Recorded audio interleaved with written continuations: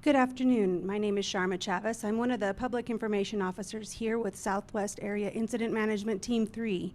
I'd like to welcome you to tonight's Calf Canyon Hermits Peak Fire Virtual Community Meeting. So we have a fairly good lineup for you tonight on our agenda. One thing we would like to remind folks is if you're following us, there's INCIWeb, and there's also the Calf Canyon and Hermits Peak Fire Facebook page. So if you're looking for information, please follow us on Facebook and go to INCIWeb and look us up there as well. So tonight, what we want to start with is some operational updates, and we have representatives from both the North and the South Zone. We're going to start with the North Zone with Southwest Team 3 Operations Section Chief, Karina Haynes. Good evening, Karina Haynes with Team 3, and I'm going to just go over the activities that we're able to complete and work on here on the North Zone. So over in the Penasco area, we do have crews working to the east towards our Jicarita Creek and all of that. Angostura Creek is on the other side of the ridge from where we're working. And we're continuing work along the shaded fuel break. We have completed cutting. We've reached an area where we feel that that all of that cutting is complete, and we can now skid, process, and deck any logs that were cut during that operation. We're also assessing this area to the south towards the Cordova area. And that's just a general area, but towards the south for any needs that will need to be completed in there. However, the weather conditions are preventing us from traveling too far south on that dozer line. Heading to the north, we have crews working in the Pot Creek area, and so we did include a new bridge in that area to increase the load weight bearing across the road. And then doing that road construction along the roadbed, as well as tracking out some of the felling equipment that was placed in there when weather was better and the shaded fuel break area needed that attention. So right now along this northern fuel break, we have also halted cutting. We're just improving areas with heavy equipment and then decking logs and getting the work debris cleaned up in that area. And then going north towards Angel Fire, we are doing the same activities as far as the skidding, processing, and decking of logs that were cut for that shaded fuel break all the way up toward Highway 64. Down in the Guadalupita, Mora, Chacon areas, we have 3 repair groups. And what we're doing and focusing on there, especially today, was the machine work that we could get accomplished. In the Chacon area, we have a culvert going in that should be complete today. And then down south towards Holman and Cleveland, we have just repair work with dozers going on and assessments with along in collaboration with private landowners as well. So really getting a lot of good work done in there. Going up towards Guadalupita on this side, on the 434, this should all be complete for the most part today as well, all this dozer repair. And then what we're going to be left with when the rains come this weekend is a lot of fencing repair work that we'll need to do. We did focus down to the south where the fire meets the 518, and we were able to get some good repair work done there. And in collaboration with the South Zone, and they'll talk about it as well, is some of the dozer repair work along this private land. And we're going to assess tomorrow the need for some grading that we can do to finish off that piece down there south of Golodinas. And then as far as fire behavior and what we've seen, so yesterday we had seen 0 smokes from our observation points. Today we did have a flight of reconnaissance taken by one of our operations chiefs, and no fire activity was seen in those, especially in those areas where you see red on the map, and so those are just the uncontained line features there. So no smokes were seen interior. Everything's looking really quiet. However, we haven't been able to get folks out on these areas or assess that very closely. So that's why you'll still see some uncontained line there. We're expecting quite a bit of rainfall starting tomorrow. And so what that's going to do to our operation is we do have a rapid response group, and they're based in Sipapu and Taos. And so we have heavy equipment available to open up the 518 should we have any slope failure, debris flows going across the 518. And then as far as the fuel break completion, like I said, we're not continuing with any cutting, but we are continuing with the removing of the logs from the area that were cut, and then decking those for later processing as far as getting down the hill to distribution sites and out into the areas where they're going to be distributed. So fuel break completion will look a little different maybe than what was talked about prior, just because the weather is preventing us from getting into certain areas, and then we just really want to clean up what we have on the ground and then get equipment tracked out so it doesn't get stuck up there, really is the purpose of that. So that's your update for the north zone of the Calf Canyon. Thank you, Karina. And now we'd like to move to Southwest Incident Management Team 5 Operations Section Chief Marcus Cornwell down on the South Zone. Hello, everybody. Marcus Cornwell, Section Chief for Team 5. So the big story is still this continued threat of rain. As we talked about the other night, a lot of our repairs been put on hold in here in the Skyline Ridge area. With this is all at higher elevation.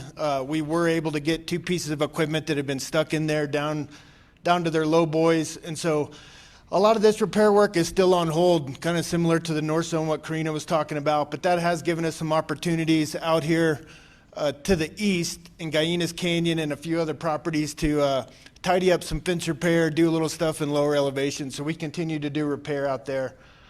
Part of that group, similar to the North Zone, we have a flood response group ready to assist our cooperators, state, local, county folks, if anybody needs assistance with that opening up.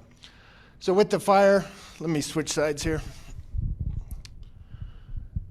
So we were finally able to get an infrared flight last night, and they came in last night and had a really difficult time picking up heat anywhere here along the fire's edge.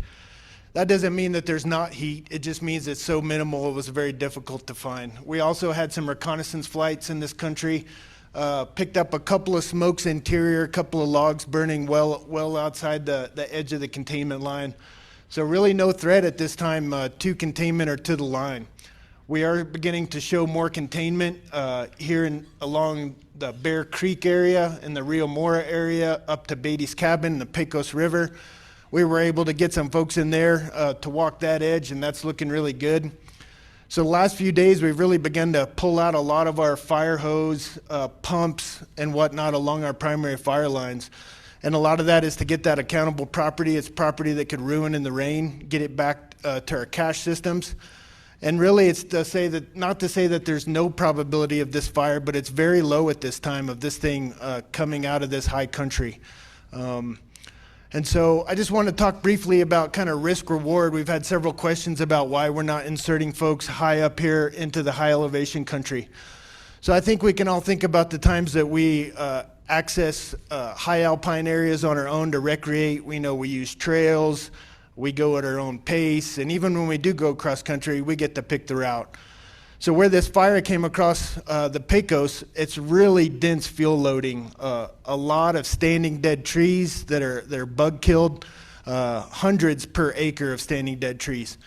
So a few factors are really preventing us from getting in there. So every time, right, we have to weigh the risk versus reward of any mission we undertake, similar to the military. So we would ask ourselves, what's the gain here? The gain would be high, right? We would be able to show more containment. We would have folks walking the fire's edge. But then we would ask ourselves, what would that take? It would be several crews with chainsaws putting themselves in a very dangerous situation. We kill a number of firefighters every year with dead trees and falling operations. So that's one hazard. The second hazard would be, how are we going to get these folks out in this inclement weather should they have an accident? And so that's something we always assess with every operation, how we're going to evacuate people. So there's not a lot of good options up there should we have thunderstorms build up and how we're going to evacuate people. The last one really is talking about the high altitude. Today we had some helicopter missions, a medium helicopter, which is kind of a bigger looking helicopter, attempt to go up and do some slings at higher elevation. So we're talking above 10,000 feet, and they were struggling with power issues. So we only have one helicopter really that can gain that kind of altitude and high elevation. So there's a lot of factors that are really preventing us from accessing that ground. So we ask that risk versus reward, and it's a high level of danger to firefighters. And so we would ask ourselves, even though it would be a lot of gain to get folks into that high country, what's the probability of that fire coming out at this time, knowing that these monsoonal moisture setting up, as Karina talked about, we got another big event I'm sure the IMET's going to talk about. So we weigh all of those factors, and really the probability is very low at this time. Not to say that it's non-existent, but it's very low. So with all those factors, we're not going to insert people into this high country to walk that fire's edge. We'll continue to monitor it. We'll continue to order infrared flights to assess the fire ground. And so if the fire should in the future decide to wake up, it's not going to come roaring out of here, right? You're going to start to see smokes. You're going to see isolated pockets of heat that may present an opportunity for somebody to walk up in that country and target isolated portions versus putting themselves at danger walking the entire edge. So I just wanted to cover that tonight. Thank you. All right, thank you, Marcus, for that. And so next on the agenda, we have Noelle Witzke. She's with FEMA, a private sector manager from Region 6, Office of External Affairs. Thank you. Let me start sharing my video here. Okay. Thank you, everybody. Just want to thank the Forestry Service for putting these on and giving me a couple minutes to speak tonight. I'm going to just touch on a lot of what's been touched on with the impending weather coming this weekend. So FEMA is here on the ground. We're working very closely with the New Mexico Department of Homeland Security and Emergency Management, all of the local offices, as well as a number of federal agencies, including the Forestry Service, the National Weather Service, and so on, right? And so we're working to inform the communities of the level of risk that may occur this weekend and just going on to monsoon season. So I understand monsoon season started last week for New Mexico, and the threat is a little bit greater this year. And that's because of the burn-scarred areas. It creates a higher risk for dangerous flash floods and mudslides. So I just want to touch on some of the preparations that the state and these local agencies are working towards to just prepare the community and ensure the safety of the community. So one of the ways that we are all working together is to create this flash flood warning system, right? So the state has a new warning system. It is 3 levels. I just want to touch on them very briefly. So the first one is preparing, right? So we want to prepare the communities for these flash floods. Obviously, I know some of these counties, San Miguel, Mora, they're very heavily preparing their communities with sandbagging, talking about evacuations, talking about shelter in place, and where you might go in the case of a flash flood. So we're almost beyond that preparation point already, but we want families to also prepare themselves, right? So you should have a store of medicines. Make sure you have all your important documents in one place. Make sure you have some changes of clothes. Make sure you're prepared. If you have to leave your home at a moment's notice, make sure you have the things that you are going to need at least for a day or two, if it comes to that. So prepare your families, prepare your friends, and just make sure you're ready. The next is watch, right? So that is a little bit elevated above prepared. So I think the majority of the region in the San Miguel and Mora counties, we're probably already at this watch level, especially for this weekend. And that kind of coincides with the National Weather Service as well. They did already put out a watch for this weekend, I believe starting tomorrow at 2 p.m. So we are already in this watch phase. So just be prepared. And the next phase would be warning. And this would be the level where you may have to either find higher ground or evacuate. So the important thing is you want to listen to your local officials, radio stations, TV stations, and a trusted source of information. That could be the National Weather Service. You could set up alerts on your phone. You could keep your radio on. especially if you know you're in those areas that might be impacted. Just be aware of your surroundings and listen to your local officials. And we do have a number. I want to make sure I note this because I know it's going to come up. There is a resource hotline. It's the New Mexico Fire Resource Hotline. I'm going to say it 2 times. So it's 1-800-432-2080. Again, that's the New Mexico Fire Resource Hotline, 1-800-432-2080. And this is the number you're going to want to call if you know you're going to need assistance with evacuation. That means if you do not have a resource to get out of where you are, maybe a car, if you're an elderly person that needs assistance getting out of your house, or if you have a disability, you need to call that hotline now. Don't wait, right? So if you need assistance with evacuation, don't wait. Make sure you make those arrangements now before it is too late, okay? Because once we are at that flood risk, you will not be able to make any accommodations. So call that number now if you know you're gonna need assistance.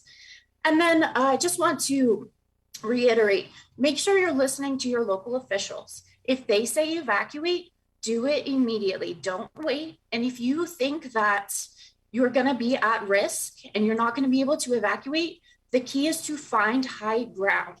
So that could be the second floor of your home, could be the roof of your home, could be the roof of your car if you're stuck in a spot where you can't travel. And I also want to note, do not travel through flooded areas, whether that's through your car or on foot. Make sure not to travel through those waters because the current can be very strong and there can also be debris in that water. So make sure you're not crossing any flooded areas. And it's just imperative that you take these warnings seriously as the risk is very high, especially for this weekend. We want to make sure that everybody is aware of the risk and aware of the resources that are available to them.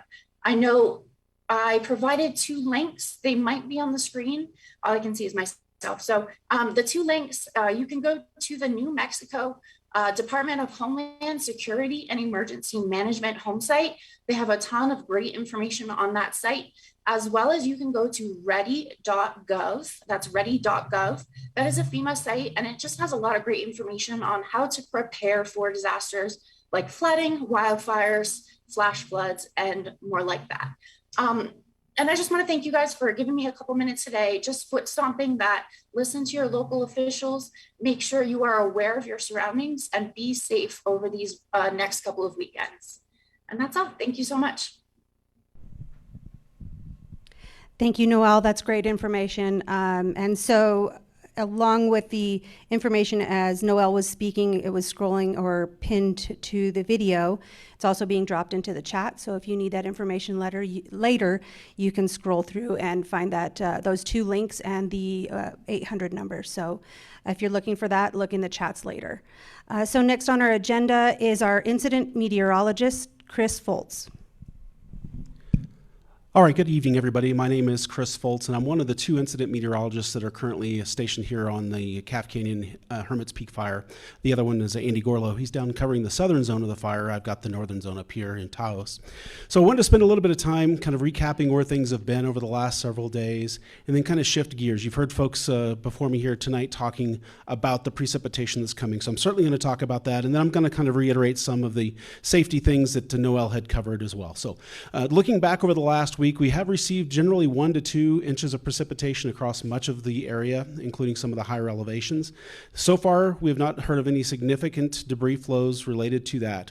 However, it's not time to let your guard down, that's for sure. We've had dry weather yesterday and for the most part today as well.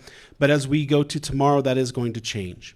So as we look forward to tomorrow, we're going to see precipitation starting sometime generally after about 12 o'clock in the afternoon. And in terms of precipitation accumulation, we're going to have anywhere from 1 to 2 inches between now and Monday evening. And so as far as that precipitation, again, the main focus is going to be really tomorrow afternoon, overnight, and into the day on Sunday. So if we could show that precipitation graphic, that'd be great so everybody can see what we're talking about. So looking again at the timing, we do, as was mentioned, we have a flash flood watch that'll go into effect. I'll touch base more on that a little bit here in just a minute. But we do have precipitation starting tomorrow afternoon, continuing all the way through tomorrow night. It will be heavy at times in some locations tomorrow night and on into the day on Sunday. And then really we have precipitation chances all the way through the rest of this next 4 or 5 days. I do think the biggest period of concern again will be tomorrow through Monday. And so one thing we really focus on is with this burn scar, if we can go to the next image, is burn scars are a significant flash flood risk. So when you get intense rainfall over top of these burn scars, they tend to cause debris flows where maybe you wouldn't have seen it without that burn in place. So as we shift on to the next image and we look at where that flash flood watch has been issued. So again, this is going into effect 2 o'clock tomorrow and is in effect through 6 p.m. on Sunday. So with that, I want to kind of remind you of a few safety things. So we can go on to the next image from there. A difference between a watch and a warning. I think Andy covered this on the community meeting on Monday, but I know not everybody was on that meeting, so I wanted to kind of reiterate that. So this is the time to get prepared. This is the time to make your plan. What's going to happen? Where are you going to go? How are you going to react if your location is threatened by flooding or debris flows? So you want to make sure that you've got a plan, that you communicate that with friends and family, that you know where you're going to go and how you're going to evacuate your area, or how you're going to seek shelter if you're unable to evacuate. Once we get into a situation where there could be a flash flood warning issued, that's the time to take action. If you get an alert of any kind via weather radio, via your cell phone, via your local county emergency management, sorry. You good? Okay, sorry. He was talking. Through local emergency management and other sources, you definitely want to be ready to go and take action. You don't want to wait. You kind of anticipate when that might come. And so as we go on to the next image, one thing I'm concerned about is we may have some heavy rain that's going to occur overnight tomorrow night. People typically sleep at night, right? So you don't think about what could happen. So be prepared, be ready to go. Maybe, have your keys in a place you can grab them, your clothes ready to go. Like I said, be ready to move at a moment's notice if you get that alert to say that there's a flash flood warning for your area. If we can go on to the next image. The main thing I like to stress with this is make sure you've got multiple ways of receiving information. Don't just rely on a no-weather radio. Don't rely on your cell phone. Don't rely on the internet or broadcast radio. Any one of those in and of themselves is great, but there's always failure potential, right? You may not get a specific alert, so make sure that you've got multiple ways to receive it. One thing that's fairly new with regard to flash flood warnings is what's called a wireless emergency alert. So I want to talk just a bit about that because maybe people don't understand them. We know that sometimes if there's an Amber Alert, for example, our phone might sound an alarm. Well, if there's a flash flood warning for a burn scar and you're in an area that has cell phone coverage, your phone should alert you that there's a flash flood warning. Again, it's not a guarantee. If you're unfamiliar with this or you're not sure if it's turned on your phone, my recommendation would be to reach out to your wireless cell phone carrier. And because every phone model is a little bit different, you want to talk with whoever you got your phone through to make sure that they can help you, walk you through the process to keep that activated. It's important, especially this weekend, that you have those activated. So if there is a flash flood warning that's issued, you'll get that notification if you're within cell coverage. So with that, again, we just want to remind you to be safe, be alert, pay attention to the weather. If you see thunderstorms building up in your vicinity, be prepared for heavy rain. Things could change very quickly. So with that, I'll be around for any questions at the end. Thank you, Chris. So next, we're going to go back down to the South Zone with San Miguel County Sheriff Lopez. Good evening, everybody, and thank you for the opportunity to address the public here. So with that, I'd like to start by saying thank you for all the really good information in terms of what, the flood and the flood response and everything that everybody's doing to try and keep us all safe. So in terms of local, I know that there's been a lot of efforts being made to really prepare and get ready for what's predicted or what's going to be coming at one point or another. I know I kind of wanted to touch on the fact that our last rain event, we didn't receive as much rain as what we thought we were. And in a lot of conversations that I've had with the community, I kind of sense a little bit of complacency. And so I bring that up because there is a very high potential for flooding. We had a very mellow rain, so we didn't see that flooding or that debris flow that we're worried about, but that could change. And that's very important because anytime we're dealing with public safety, we always talk about complacency and just being ready to go. And as you've heard from all the messaging tonight, I I charge you all that are listening with being ready to go. Make sure that you have your plans in place. Make sure your family knows what the plan is. Make sure you have all your things in order. We can't reiterate that enough. That's super important. It could happen, or it might happen, it might not happen. It's really hard to judge the weather. Only Mother Nature knows what's going to happen for sure in terms of the amount of rainfall and how fast we get it, how heavy it is, which are all factors in terms of the potential flooding and debris flows that are expected because of the wildfire. So, that's a really important and key part that I really want to stress as we continue through this. Remember, this is just the beginning of the monsoon season. We have a few months to deal with. And then after that, we're going to have to deal with this possibly for the next several years potentially. So that's just something that we have to become accustomed to and understand and always be ready for. And I charge all of you out there with getting your family members ready and really getting that message out. So in terms of messaging, we've been putting out a lot of messaging, and we're really trying to make sure that it's a constant message and that we're working through that with all of our partners, federal, state, and local partners, so that way we're getting you the most concise messaging, and so that people don't get confused as to what we should actually be doing. With that, as you heard earlier, our flood warning system message and how that all works. If you go to our county website, co.sanmiguel.nm.us, which is right here on the screen, as you can see, and you scroll down to the link to flood map. If you click on that, and as that comes up, you'll see this is our burn scar. And then you see that this whole area is in blue. And as they were talking to you a little while ago, one of our last presenters about the pink, the blue, and the green and what that means. Right now we're in a blue, which is watch. And so if we get to that green, then that's when things are serious and you need to take action, as you were hearing. And so that's just a little piece for you as you scroll into that. As I've talked to this before on other meetings, it's an interactive map, and if you can kind of figure out where you live, there's the different areas, and you can zoom in on that and really see if you live in or near the floodplain. This is really even more important for you, as you're in really a direct threat. And depending on how big of an event that we have, it could be very severe. And so with that, I kind of wanted to throw that out there so you could know how to get to that. And also there's all the messaging that we put out. It's all on that website as well. If you click in there, you'll find all the messaging that we work on to put out for your information, and so you could share with others in terms of preparation for the monsoons and possible flooding that might occur. So also in terms of our sandbagging operations, I know that we're pretty close to 100,000 or over that at this point in time between San Miguel and Mora counties. We continue that operation and with the efforts of the state and National Guard and all the partners that are helping us. We do have several locations in San Miguel County where you could pick up sandbags, to include San Miguel County Works on Airport Road. You also have the Sapio Rociada Fire Department. We also have La Placita Fire Department, San Jeronimo Fire Department, Cabo Lucero Fire Department, and the Village of Pecos, the hall. You could pick up sandbags there as well. We continue to try and keep those areas stocked with sandbags. There's some times when we can't keep up with that demand, but we're doing a pretty good job at keeping up with it. So if you can't find them at any of the fire department locations, you can go to the San Miguel County Public Works, and they're pretty much always stocked there for the most part.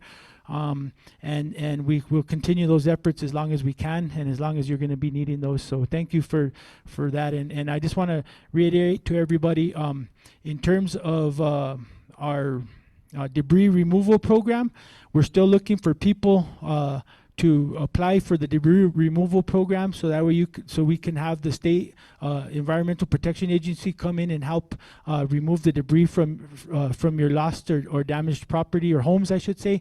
Come in and help you remove that. So please give the county a call, or EPA. I believe the DHSEM, you could call there as well. And get information for that program. I know we're still looking for people to opt into that program. Thank you for your time. Thank you, Sheriff Lopez. And next on our agenda, we have Southwest Incident Management Team 3 Incident Commander Lance Elmore. Hey, good evening, everyone. Lance Elmore, Incident Commander for Team 3. Just want to introduce myself. I know you guys up here are used to seeing Carl and Team 1. Today's our second day. Carl and his folks went home after a great job that they've done.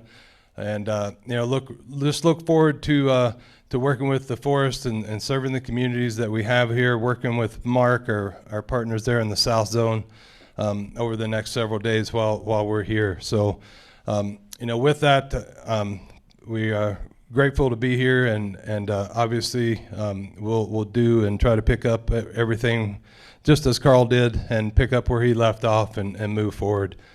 So just a couple things I have for tonight, just a little update on the fire.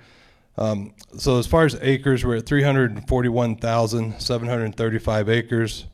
There's 1,464 personnel on the assigned to the fire, and it's at 78% containment. So a couple of things for both sides, both north and south zones, and dealing with the Carson and the Santa Fe National Forest is a lot of things going on with Facebook, the rain that we've been talking about, and part of that's restrictions versus fire closures. So I did want to touch on that just a little bit with everyone. So, and we'll start with the Carson side of things. I know the Carson came out of restrictions, but just to make sure that folks do know that the Camino Real Ranger District still remains closed. That's the entire district. The rest of the Carson National Forest is open. For the Santa Fe National Forest, they came all the way out of restrictions as well, but the Pecos Las Vegas Ranger District remains closed. I do know that both forests are looking at reducing the area of that fire closure, and that's what the districts are closed for now, is a fire closure. But they are looking to reduce the size of that to what makes sense. And there's lots of reasons. I know we've talked about, Marcus even talked about the IR flight, not seeing much heat. I know folks aren't seeing a whole lot of smoke. There's still a lot of things going on, a lot of dangers out there, a lot of work being done by both sides. A lot of heavy equipment still operating, a lot of fire traffic still around the area with almost 1,500 people on the fire. There's still a lot of traffic, a lot of vehicles, a lot of equipment. So still a lot of dangers in there. But for right now, like I said, both those districts on each forest remain closed.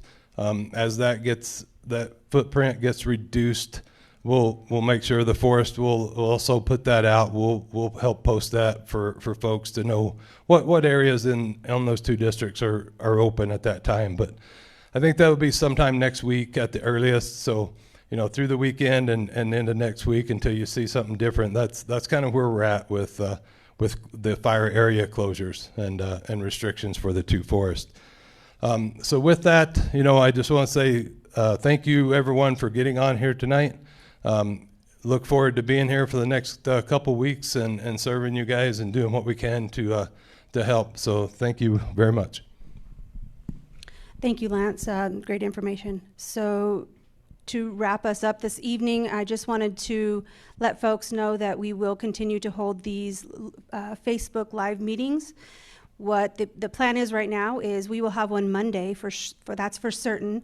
The South Zone will host that meeting. It will be live here on the Calf Canyon and Hermits Peak Facebook page, live at 6 p.m. on Monday.